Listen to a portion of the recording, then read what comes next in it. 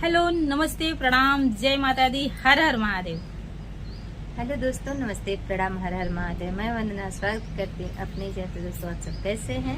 उम्मीद करती हूँ आप सब स्वस्थ मस्त अच्छे होंगे और अपने काम में व्यस्त होंगे। तो आप सभी को सावन की अग्रिम ढेर सारी हार्दिक शुभकामनाएं, क्योंकि हम लोग एक महादेव जी का भजन सुनाने जा रहे हैं। बहुत ही प्यारा शिव जी का भजन है। कैसा लगेगा आप लोग कमेंट के माध्यम से जरूर अपनी राय दीजिएगा। और निवेदन है कि चैनल को सब्सक्राइब और वीडियो को लाइक कमेंट शेयर जरूर करिएगा आप लोग। कहवा लगवला शिवजी केतना तू देर हो, कहवा लगवला शिवजी केतना तू देर हो। वहीं के आवत रहली बाजी न भेटैली हो, या वहीं के आवत रहली बाजी न भेटैली हो। वो नहु के बालक देता होई गईले देर हो। वो नहु के बालक देता होई गईले देर हो।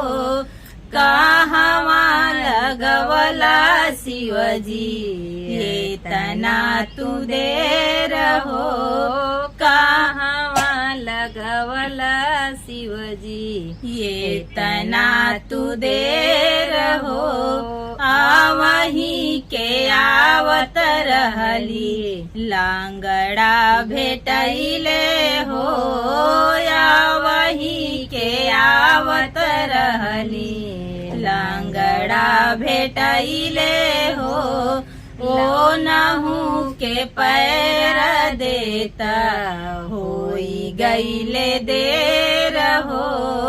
ओ नहु के पैर देता होई गईले देर हो। कहवा लगवला शिवजी ये तना तू देर हो। कहवा लगवला शिवजी ये तना तू देर हो। वहीं के आवत रहली आन्हरा भेटैले हो, या वहीं के आवत रहली आन्हरा भेटैले हो।